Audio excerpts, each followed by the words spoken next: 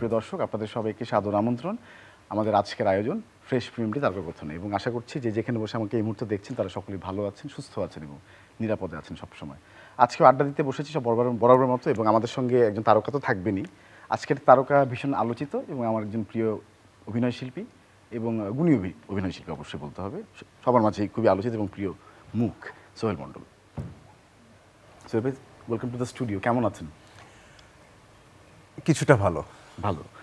আসলে আমরা কথা বলছিলাম অনেকগুলো বিষয় নিয়ে, আসলে কথার মাঝখানে আমরা লাইভে আসলাম ইনফ্যাক্ট, এবং আপনার সাথে আসলে ব্যক্তি সোহেলের সঙ্গে কথা বলতে ইচ্ছা করে বেশি আছে, মানে সবসময় দেখা হলে আর কি, বিকজ আপনি অনেক গম্ভীর থাকেন। আপনি ব্যক্তিগত হিসেবে মানুষটা কেমন আসলে সেটা আজকে একটু জানার চেষ্টা করবো ফাঁকে ফাঁকে, এবং কাজ নিয়ে তো কথা বলবোই। কাজ কেমন চলছে আসলে শুধু জিজ্ঞেস করি। সত্যি কথা বলতে দেশের একটা পরিস্থিতি গেল, এখনো যাচ্ছে, আমরা সেই একটা ট্রানজিশনের মধ্য দিয়ে যাচ্ছি।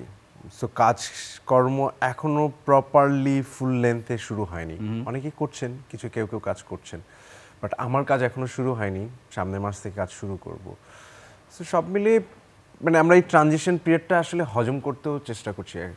সবার ভিতরে এক ধরনের ট্রমা কাজ করছে, একটা সিচুয়েশনের মধ্য দিয়ে আমরা সবাই গিয়েছি এবং মানসিক একটা অবস্থা তৈরি হয়েছে যেটা সবার উপরেই ইম্প্যাক্ট ফেলেছে। তো সেইটাও আসলে কাটিয়ে ওঠার চেষ্টা রয়ে গেছে এই সময়টার ভিতরে আর কি। এবং সিভিলিয়ানসরা তো আসলে অনেক মানসিকভাবে ইম্প্যাক্ট তাদের হয়েছে। শিল্পীদের আসলে জায়গাটা কেমন বলে মনে হয় আপনার কাছে? হ্যাঁ, অ্যাজ আ সিভিলিয়ান আসলে শিল্পী হিসেবে আলাদা ক্যাটাগরাইজ করতে চাই না। প্রত্যেকটা হিউম্যান বিইংই এরকম সার্টেন সিচুয়েশনের মধ্যে দিয়ে যখন যায়, তাদের সবারই একটা, সেটা মানসিক জায়গা থেকে হোক, অর্থনৈতিক জায়গাতে হোক, চারপাশের সিচুয়েশনগত জায়গা থেকে হোক, একটা পরিবর্তন হয়। সেই পরিবর্তনকে অ্যাডপ্ট করার একটা মানে প্রসেসটার মধ্য দিয়ে আমরা আগাতে হয়। তো সেই প্রসেসটার মধ্য দিয়ে আমরা আসলে সবাই যাচ্ছি, সেটা আমরা শিল্পী হই, ডাক্তার হই, শিক্ষক হই, সবাই সেই প্রসেসটার মধ্য দিয়ে মনে হয় যাচ্ছি। শিল্পীদের ক্ষেত্রে যেটা হয় যে তারা হয়তো মানে যেটা আমরা শিল্পীদেরকে সবসময় পোর্ট্রে করি, তারা একটু ইমোশনাল বেশি। সো হয়তো ইমোশনালি তারা আর একটু হন, বিষয়গুলোর সাথে যুক্ত হন, যার দরুন হচ্ছে যে হয়তো সেই মানসিক জায়গাটা বা ট্রমাটাইজ জায়গাটা একটু লম্বা সময়ের মধ্য দিয়ে যায়, বা সেখান থেকে হয়তো তার সামনের দিনের যে শিল্পকর্ম আসবে সেই শিল্পকর্মের ভিতরেও সেগুলোর ইম্প্যাক্ট তৈরি হয়, বা সেখান থেকে সে অনেক অনুপ্রেরণা পায় থাকে সব জায়গায় আসলে বিদ্যমান। এবং ব্যক্তি সোহেল মণ্ডল আসলে এখন ইমোশনালি কোন জায়গাটায় আছে যদি সবকিছু মিলাই বলি? একদম সত্যি কথা বলতে আমার কথা যদি বলি, আমি এখনো পুরো বিষয়টা অ্যাডপ্ট করার চেষ্টা করছি। কোন জায়গায় আছি ওই জায়গা থেকে বললে আমি দেশের পলিটিক্যাল সিচুয়েশন, দেশের আমাদের প্রত্যেকের অর্থনৈতিক সিচুয়েশন এবং নতুন একটা সমাজ ব্যবস্থার মধ্য দিয়ে আমরা এগোচ্ছি, সেখানে আমার ভূমিকা কী হবে, ব্যক্তি সোহেলের ভূমিকা কী হবে, বা সোহেল যখন একজন অভিনেতা তখন তার ভূমিকাটা কী হবে, সেগুলোও আসলে খুঁজে বের করার একটা চেষ্টা। ইটস কাইন্ড অফ নতুন একটা জার্নি শুরু করা, নতুন একটা জীবনের জার্নি শুরু করার মতো আর কি। Quite tough. সোহেল ভাই, কাজ তো বেশ কিছুদিন বন্ধ, এবং আমি যদি ভুল না করে থাকি, correct me if I am রং, আপনি কাজ এমনি একটু বেছে করার চেষ্টা করেছেন সবসময়। কাজ বন্ধ থাকা অবস্থায় আসলে আপনার কেমন থাকে মানসিক অবস্থা, বা কি করেন আপনি আসলে? একটা সময় কাজ না করতে পারলেই বরঞ্চ খুশি থাকতাম, প্রচন্ড হ্যাপি থাকতাম। এখন কাজ না করলে আনহ্যাপি লাগে, বিকজ অফ মানে কাজটা সবসময় মানে একটা রিদম তৈরি করে, মানে এনার্জি দেয়, এবং প্রতিদিন মানে নতুন কিছু করার যেই মোটিভটা, সেই মোটিভটা তৈরি হয়। তো কাজের মধ্যে থাকতে ইচ্ছা করে, সেটা ইভেন দেন আমি শুটিং করি বা না করি, হয়তো বাসায় আছি, সিনেমা দেখছি অথবা বই পড়ছি, সেটা আমার কাজেরই অংশ। সো সেটা ওই প্রসেসটার মধ্যেই থাকতে চাই। তো মাঝে মাঝে একটু কম কাজ হওয়া হয়তো ভালো, আবার একদমই কাজ না হওয়াটাও আবার খুব অস্বস্তিকর একটা সিচুয়েশন তৈরি করে আর কি। এবং ছবি দেখার কথা বলছিলেন, সিনেমা তো নিশ্চয়ই অনেক দেখা হয়েছে এবং হয়, এখন দেখা হয়, মানে এছাড়া তো আর কোনো কাজ নাই।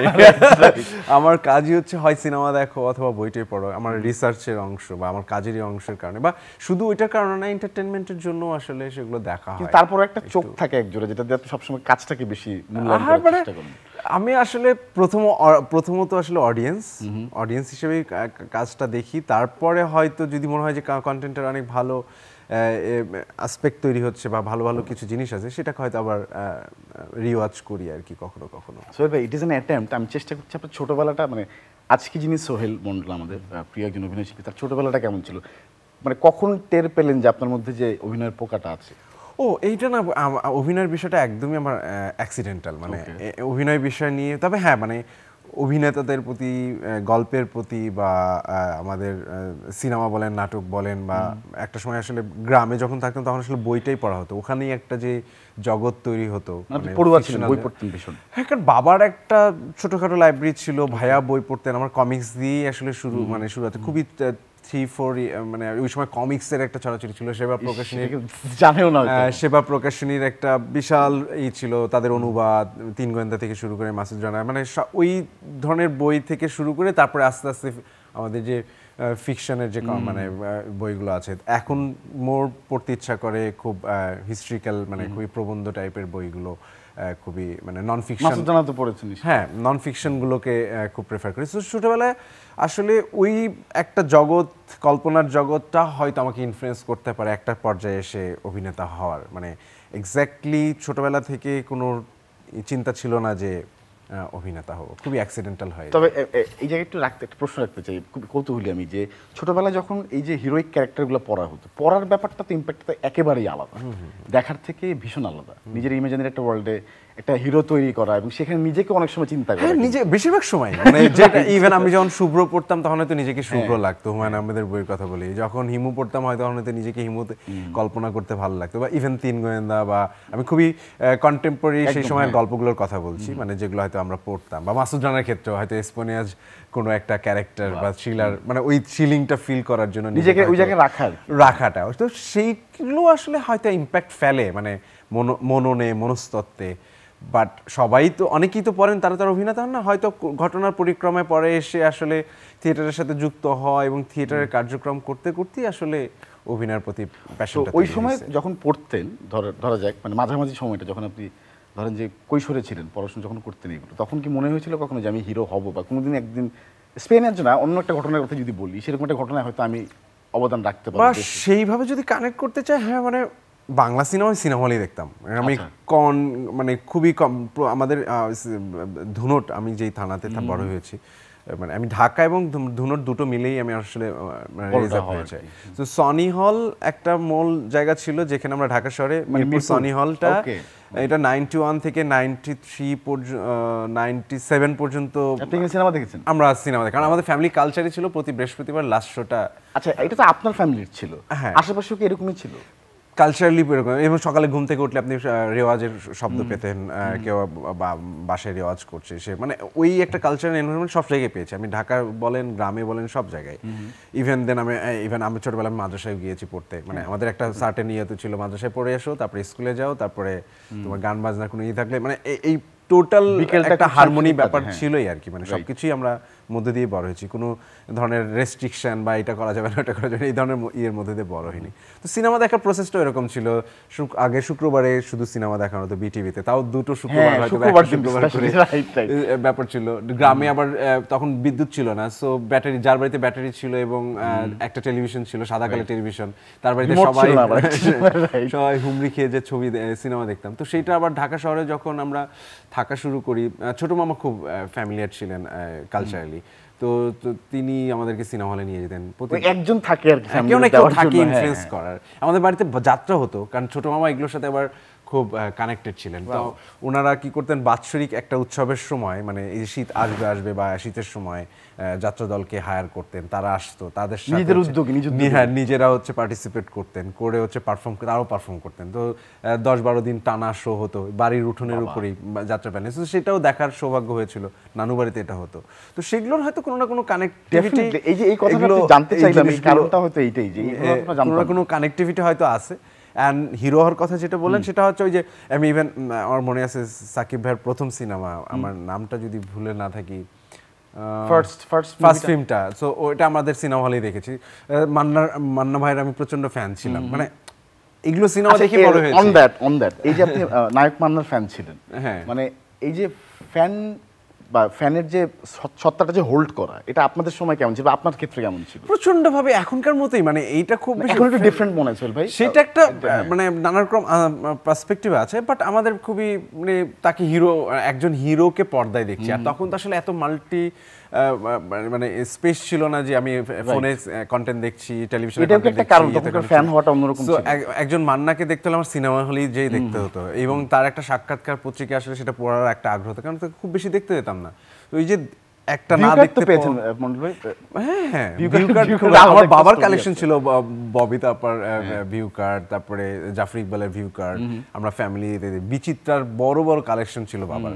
সো বাবা এগুলো কালেকশন করতেন, ভেরি মানে লাক্সারিয়াস এন্ড মানে কি বলবো, পর্শ একটা ম্যাগাজিন। হ্যাঁ, বিচিত্রার খুব ভালো কালেকশন ছিল বাবার কালেকশন। হ্যাঁ, সো বাবার ওগুলোতে দেখতাম। আমাদের নিজেদের তখন ভিউ কার্ড কালচারটা তখন শেষ হচ্ছিল আর কি আমাদের সময়টা। ভিউ কার্ডটা কি একটু বলেন না, দর্শকদের বলতে চাই। ভিউ কার্ডের বিষয়টা হচ্ছিল যে আমরা কখনো ইভেন দেন আমরা কাউকে যদি পছন্দ করি, ভিউ কার্ডটা নিয়ে আমরা তার পিছনে হচ্ছে কিছু কথা লিখে তাকে দেওয়া হতো। প্রচুর চিরকুট বা এবং ছোটখাটো চিঠি লেখার অভ্যাসটা ওখান থেকেই তৈরি হয়। এবং হলুদ খামের কথা তো মনেই আছে ওই সময়। আমরা শেষ কবে চিঠি লিখেছেন মনে আছে? হ্যাঁ, আমার মনে আছে, কারণ আমার ফ্রেন্ডকে আমি চিঠি লিখতাম, রাজশাহী ইউনিভার্সিটিতে পড়তো।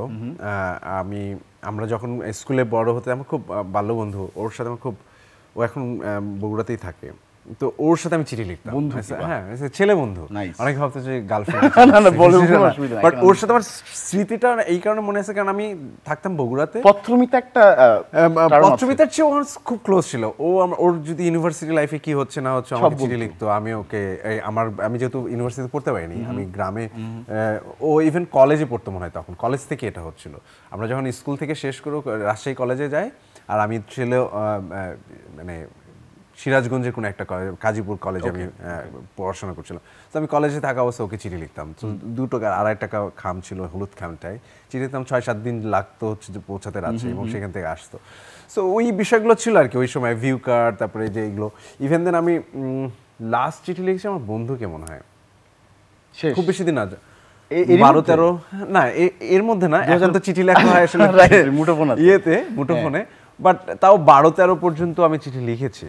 ইভেন না আমার গার্লফ্রেন্ডদেরকে আমি চিঠি লেখার ইভেন অভ্যাসও করেছি, আমিও পাঠিয়েছি, মানে লিখিয়েছি। যে ভিউ কার্ডের কথা বললেন না, ভিউ কার্ডের পেছনে আরেকজন নায়কের পেছনে নিজের প্রেমিকাকে চিঠি টাইপ করে লেখা আর কি। It's a fantastic experience. Wow, this is wonderful, thank you very much এগুলো শেয়ার করার জন্য। আরো অনেক কিছু শেয়ার করার নিশ্চয়ই আছে। এই যে পেছনটা এই জন্যই গেলাম আসলে, যে একজন শিল্পী হওয়ার পেছনে আসলে কি কি থাকে, পারিবারিক কোনো কিছু ইনফ্লুয়েন্স থাকে আমাদের প্রত্যেকেই। আপনারা শিওর আপনার এই জার্নিটার ভিতরে এক ধরনের কোনো না কোনো ইনফ্লুয়েন্স থাকে এই জায়গায় এসে পৌঁছানো। এবার একটু গান শোনার ব্যাপারটা আসে, মানে ছোটবেলায় গান কি শুনতেন? এবং খুব মানে জেমসের আমরা পার ভক্ত ছিলাম, কারণ জেমস তখন রক গানের একদম ফেস্টিভ্যাল চলছিল। জেমস, আয়েব বাচ্চু, হাসান, মানে মাকসুদ, মানে এর একদম মানে ফ্যান্টাস্টিক একটা সময় গেছে। মানে সেটা 95 থেকে 2000 পর্যন্ত, 2002 পর্যন্ত আমরা প্রতি ঈদে ক্যাসেট কিনতাম। আমাদের বগুড়াতে গিয়ে আমার মনে আছে আমি ক্যাসেটকে হচ্ছে মানে রেকর্ড করে নিয়ে আসতাম পার্সোনাল প্লেলিস্ট করার জন্য। পরে নিজের স্পিকার ছিল না, ওয়াকম্যান ছিল না। তো দেখা যাচ্ছে বাজারে কিছু তখন কেবল টেকনোলজি আপডেট হচ্ছিল, ছোট ছোট বক্সের ভিতরে যে স্পিকার কিনে সেটা একটা কাস্টমাইজ বক্স বানাতে হতো। তারপরে কিছুদিনের মধ্যে মানে 2000-2001 দিকে সিডি আসলো, একটা কমপ্লিট প্লেলিস্ট আসলো, MP3 হ্যান্ড দেন ডিক্সম্যান আসলো। তো গান খুব শুনেছে যে আমরা ওই সময়টা রকের, মানে আমরা ইভেন কনসার্ট দেখার অভ্যাস তখন থেকেই শুরু। আর্মি স্টেডিয়ামে কনসার্টটা যদিও ওই সময় অনেক বেশি ছিল, প্রচন্ডভাবে, এবং ইভেন স্থানীয় ব্যান্ডগুলো তখন বেশ ভালো পারফর্ম করতো। বগুড়াতে বি বয়েজ নামে একটা ব্যান্ড ছিল, এবং আন্ডারগ্রাউন্ডে অনেক ব্যান্ড ছিল, প্রচুর ব্যান্ড ছিল যারা এলাকা ভিত্তিক এসে পারফর্ম করতো। এবং এই যে আপনি যখন কনসার্টে গিয়েছেন, আপনি তখন ফ্যান হয়ে গিয়েছেন একদিন। আমি পাগল মতো জেমস সিরাজগঞ্জে একদম আমার মনে আছে, সিরাজগঞ্জে বা আমাদের গ্রামের জেমস আসবে, ইটস আ হিউজ ফেস্টিভ্যালের মতো। মজার ব্যাপার, তার স্টারডাম কিন্তু এখন একই রকম আছে, আমি খেয়াল করেছি। পাগলের মতো ছিল, মানে সবাই ওই মানে কি হয় ইয়াং এই যে ওই জিনিসটা, ওই পাগলামিটা, ওই এনার্জিটা আসলে সবাই ওই ভাইবটা এক্সচেঞ্জ করতো আর কি, মানে মিছিলের মতো দাঁড়িয়ে থাকে সব মিলিয়ে আর কি। এবং এই যে এখন যে আপনার যে ফ্যান বেস তৈরি হয়েছে, এটা তো নিশ্চয়ই আগে জানা ছিল, যেহেতু আপনার বললেন আপনি অ্যাক্সিডেন্টালি আসলে অভিনয় শিল্পী হয়েছেন, which is very good, accidents are good for us.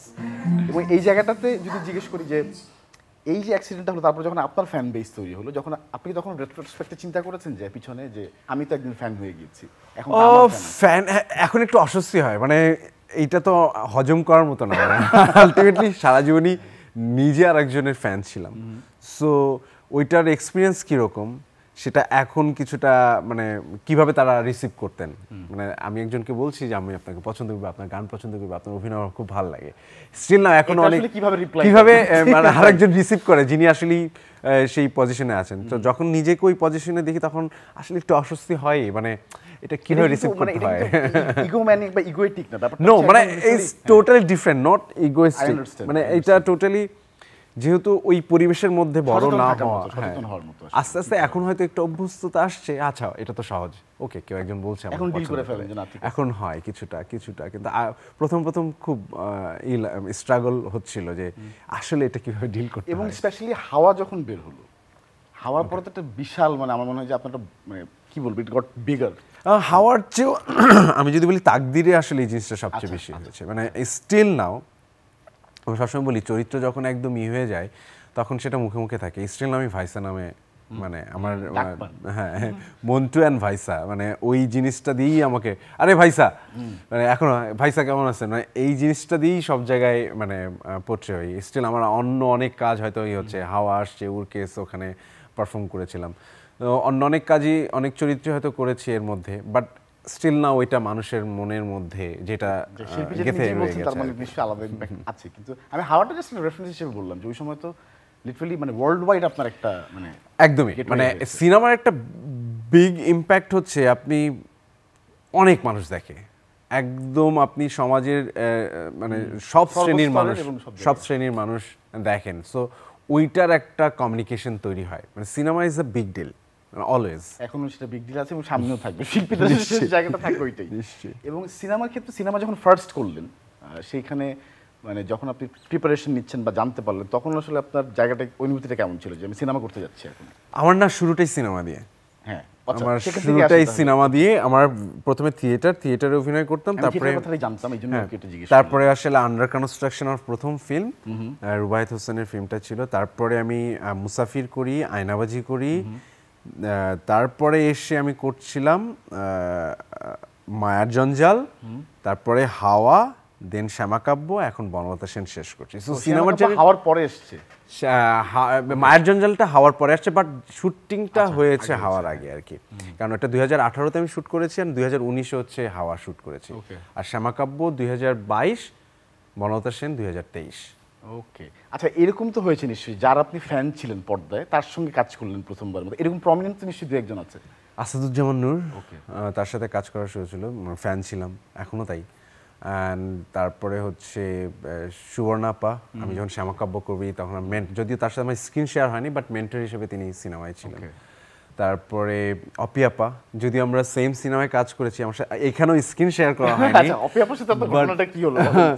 But মায়ের জঞ্জালে যেটা হয়েছে যে দুটো ভিন্ন গল্প ছিল, সো আমার গল্পটা একটা পুরো আমাকে চান্দিনী নামে আমার যে কো আর্টিস্ট ছিলেন কলকাতার উনি, আর অপি করিম আর ঋত্বিক চক্রবর্তী ছিলেন আরেকটা গল্পে, বাট আমাদের কখনো দেখা হয়নি সিনেমা, বাট সিনেমা করতে গিয়ে আসলে আমাদের আলাপ হয়েছে, এবং এখন তো উনি প্রচন্ড আদরই করেন, স্নেহ করেন আমাকে, একটা বন্ধুত্ব তৈরি হয়ে গেছে। ওয়াও, লাইফের ডাইমেনশন কত রকমের হয়। হ্যাঁ একদমই, মানে যেমন আজিল হাকিমের সাথে আমি কাজ করেছিলাম, যেদিন আমার একটা নাটক করেছি তার সাথে, সেদিনও আমি খুব হয়ে গেছিলাম যে তাদের নাটক দীর্ঘদিন দেখেছি, দেখে এটা দিয়ে বড় হয়েছে, যে কথা বলছিলেন যে যার ফ্যান বা যাদের দেখে বড় হয়েছেন তাদের সাথে কাজ করতে কেমন লাগে, আসলে এটা আইকনিক ক্যারেক্টারস দেয়া, ডিফারেন্ট তাদের সঙ্গে কাজ করার বিষয়ে বন্ধুত্ব তো আরো মজার একটা ব্যাপার, লাইফের একটা সুন্দর সময় বলবো আমি এটা। একদমই তাই।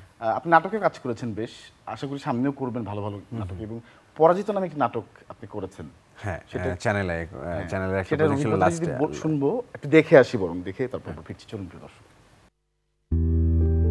সেলিম, তুমি আমারে ছাড়বা না ক্যারাম ছাড়বা? কি হইলো? আমি কিছু জিগাইতেছি, তুমি আমারে ছাড়বা না ক্যারাম ছাড়বা? এভাবে তো চলতে পারে না, একটা সমাধান লাগবো। আমি কিছু জিগাইতেছি, আমারে ছাড়বা না ক্যারাম ছাড়বা? কিছু বলবা না তাই না? ঠিক আছে, আমি দিয়েছি। ঠিক আছে, ছেড়ে দিলাম। সত্যি সত্যি তুমি কেন ছেড়ে দিবা?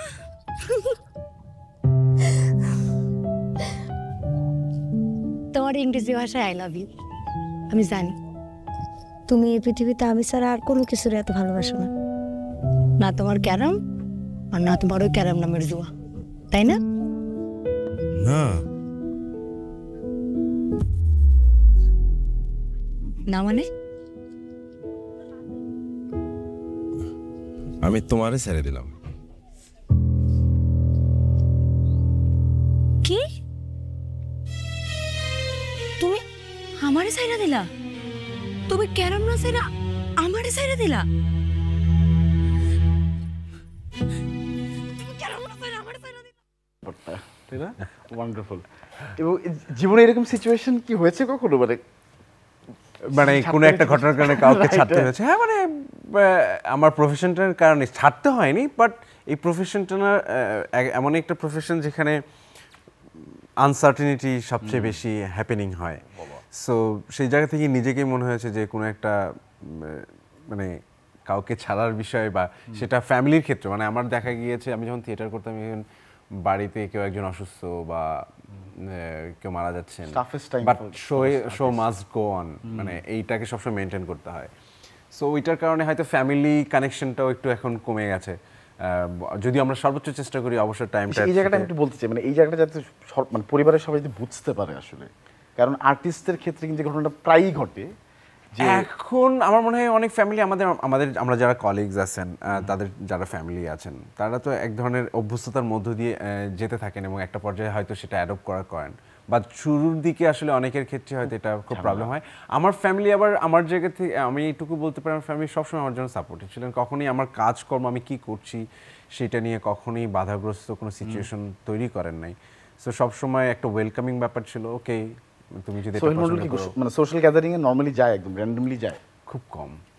পরিবারে ফ্যামিলিও তাই, ইভেন আমার ওন স্পেসও আমার সোশ্যাল গ্যাদারিংটা একটু কম, কারণ আমি ভীষণ ইন্ট্রোভার্ট। মানে নতুন একটা বন্ধুত্ব হওয়ার, নতুন একটা পরিচয় হওয়া আমার জন্য খুব মানে কি বলবো একটু ডিফিকাল্ট, মানে যদি না অপর পক্ষ থেকেও খুব ওই ওয়েলকামিং। কিন্তু কাজের জায়গায় কি নতুন ডিরেক্টর বা নতুন আর্টিস্টের সঙ্গে কিন্তু সেই ক্ষেত্রে মানে কাজটার ক্ষেত্রে হয় আবার যে আচ্ছা ওকে আমাকে তো কাজ করতে হবে, তো সেই জায়গাটা আমি একদমই প্রফেশনাল, মানে ওই জায়গায় আমার কোনো ব্যক্তিগত ইমোশন কাজ করে না, বা সেই জায়গাটাকে এখন কিছুটা হলেও রিমুভ করতে পেরেছি। মানে এটাকে বিং ফোকাসড বলে আসলে, এটাকে অন্যভাবে না বললে মানে এটা হতে পারে, মানে সেটা হতে পারে। নিজের কাজটাকে যেহেতু অনেক রেসপেক্ট করি এবং এটার প্রতি অনেক প্যাশনেট, প্রচুর ভালোবাসা দরকার হয় এরকম ভাবে থাকার, ওই জায়গা থেকে সেটার জন্য যা যা করা দরকার সেটা করতে হবে। Please keep doing that. এবং হচ্ছে যে মাসে কতদিন কাজ করা হয় আনুমানিক? আমি সেইভাবে কাজ ওইভাবে মাসে, ওইখানে আমার মাসে 3-4টা, যদি এখন ড্রামা, আমি এই বছর থেকে ড্রামা নিয়মিত করছি, টেলিভিশন ড্রামাটা,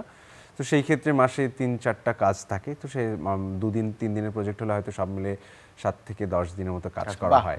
বা সব মাসেও আবার কন্টিনিউয়াস যে প্রতি মাসে করছি এমনও না, কোনো মাসে হয়তো 10 দিন হচ্ছে, কোনো মাসে একদমই করছি না, বিকজ অফ মানে গুড প্রজেক্ট অ্যান্ড এই ছাড়া হোমওয়ার্কটা হয়তো বেশি করা হচ্ছে। আবার যেটা হচ্ছে এর মধ্যে সিনেমার জন্য লাস্ট ইয়ার অনেক পুরো সময়টা গেছে একটা সিনেমার পিছনে, তো ওই সিনেমার প্রেপ করা এবং ওয়েট করা, টাইম অনুযায়ী শুটিংয়ে পার্টিসিপেট করা, সো ওই সময়টা আসলে ওইভাবেই যায়। সিনেমার ওটিটির যে প্রজেক্টগুলো আছে সেগুলোর ক্ষেত্রে আমি আসলে একটা লম্বা সময়ের মধ্যে দিয়েই যাই, তো সেটা হয়তো প্রতি মাসে কাজ হয় না, বাট ওই প্রসেসের মধ্যে থাকি। যে কোনো একটা ওটিটি প্রজেক্টে আমার 2 থেকে 3 মাস সময় লাগে, মানে 2 মাস আমার একটা প্রেপের টাইম যায়। সব প্রজেক্টে না, বাট বেশিরভাগ প্রজেক্টে এরকম হয় 2 মাস, 1.5 মাস বা 3 মাসের মতো একটা প্রেপ টাইম যায়, অ্যান্ড ওর মধ্যে শুটিংটা হয়। ডিপ কনভারসেশনে যাই এবার আমরা। এমন একটা জায়গায় আছে, সেটা হচ্ছে যে আমি অনেককে জিজ্ঞেস করি যে সিনেমার ক্ষেত্রে টেলিভিশন এবং ওটিটিতে কাজ করার ক্ষেত্রে ডিফারেন্সটা কি, তো এটার উত্তরটা আসে যে আসলে কোনো ডিফারেন্স নাই। বাট আজকে দেওয়ার আগে জিজ্ঞেস করতে চাই যে সবসময় বলা হয় যে ক্যানভাসটা অনেক বড়, সিনেমার অনেক বড় কাজ হয়, অনেক বড় যোগ্যতে কাজ হয় এবং অনেকে কাজ করেন, এটার সঙ্গে জড়িত থাকেন এবং এটার ফলাফল আমরা স্ক্রিনে পাই সরাসরি, এটার কোনো বিকল্প নাই। সেই ক্ষেত্রে আপনি কি একই উত্তর দিবেন? মানে প্রিপারেশনের ক্ষেত্রে যদি বলি, প্রিপারেশনের ক্ষেত্রে মানে যেই কাজটা করা হয় সেটা একই, মানে অভিনয়টা, মানে অভিনয়ের এটা খুব বেশি পার্থক্য তৈরি হয় না। মানে ভিজুয়াল মিডিয়ামের অভিনয়টা এইটুকু পার্থক্য আছে, স্টেজ অ্যান্ড ভিজুয়াল মিডিয়ামের পার্থক্য আছে একটা, মানে স্পেসের কারণে সেটা ক্রিয়েট হয়। আর ভিজুয়াল মিডিয়ামের টেকনিক্যাল একটা অ্যাসপেক্ট থাকে, ক্যামেরা থাকে, সেটা লেন্সিং থাকে, সেই অনুযায়ী পারফরমেন্সের একটা এটা তৈরি হয়। বাট এটা খুব বেশি ডিফারেন্স থাকে না, মানে ভিজুয়াল মিডিয়ামের আর যে মানে প্ল্যাটফর্মগুলো আছে, মানে অভিনয়ের ক্ষেত্রে আপনার যে প্রিপারেশন যা যা আছে এটা, টেলিভিশনের ক্ষেত্রে কি হয়, আমাদের এখানে টেলিভিশন 2 দিন থেকে 3 দিনের প্রজেক্ট থাকে এবং সেগুলো প্রিপারেশনের খুব বেশি সুযোগ নাই। আপনাকে ইনস্ট্যান্ট স্ক্রিপ্ট হয়তো পাচ্ছেন, সেটা থেকেই যা স্পন্টেনিয়াস যেটা আসছে সেটা আপনি করছেন। কিন্তু সিনেমা ওটিটির ক্ষেত্রে কি হয়, আপনি এক্স্যাক্টলি ইন ডিটেলস ক্যারেক্টারের আর্কগুলো তৈরি করতে থাকেন। এক্স্যাক্টলি ক্যারেক্টারটা কি জার্নিটা করছে, তার শুরুটা কি, তার শেষটা কি, সে কোথায় পৌঁছাতে চায়, তার মনস্তত্ত্বটা কি, সব কিছু ভেবে ওটার একটা প্রিপারেশন নিতে হয়, ওটার একটা ফিজিক্যাল অ্যাপিয়ারেন্স ক্রিয়েট করতে হয়, সেটার একটা ইমোশনাল জার্নি ক্রিয়েট করতে হয়, এবং দেন সেটাকে আমরা যখন পোর্ট্রে করতে যাই, সরাসরি যখন শুটিংয়ে যাই, তখন সেটা ইজিয়ার হয়ে যায় ক্যারেক্টার হয়ে ওঠার ক্ষেত্রে, এবং তখন ক্যারেক্টারগুলোকে মোর লাইভ লাগে, এবং সেইটা যখন লার্জার দেন লাইফ আমরা সেইটা সিনেমার ক্ষেত্রে হোক বা ওটিটির ক্ষেত্রে হোক, তখন এটা মোর কানেক্ট ফিল করে অডিয়েন্স চরিত্রগুলোর সাথে। টেলিভিশনের ক্ষেত্রে স্টিল আমাদের অভিনেতারা আমি মনে করি প্রচণ্ড পরিশ্রমী, তারাই অল্প সময়ের ভিতরে টেলিভিশনে এত ভালো ভালো পারফরমেন্স করেন, বাট টেলিভিশনে সেই সুযোগটা কম, মানে প্রপারলি ক্যারেক্টারকে জাস্টিফিকেশন করা, মানে ক্যারেক্টারে অনেক সময় যেটা হয় যে ক্যারেক্টার যেটা আসলে পোর্ট্রে হওয়ার কথা সেটা হচ্ছে না, because of the lack of preparation, lack of মানে time. Right, very well said Sohel ভাই, থ্যাংক ইউ ভেরি মাচ। আজকে একটা অন্যরকম আড্ডা আপনার সঙ্গে দিলাম, আশা করি যে আপনারও ভালো লেগেছে। প্রিয় দর্শক, সবাইকে অনেক অনেক ধন্যবাদ যারা এতক্ষণ আমাদের সঙ্গে যুক্ত ছিলেন, আমাদের আড্ডা শুনলেন। আগামী পর্বে দেখা হবে, সবাই ভালো থাকবেন, শুভেচ্ছা রইল।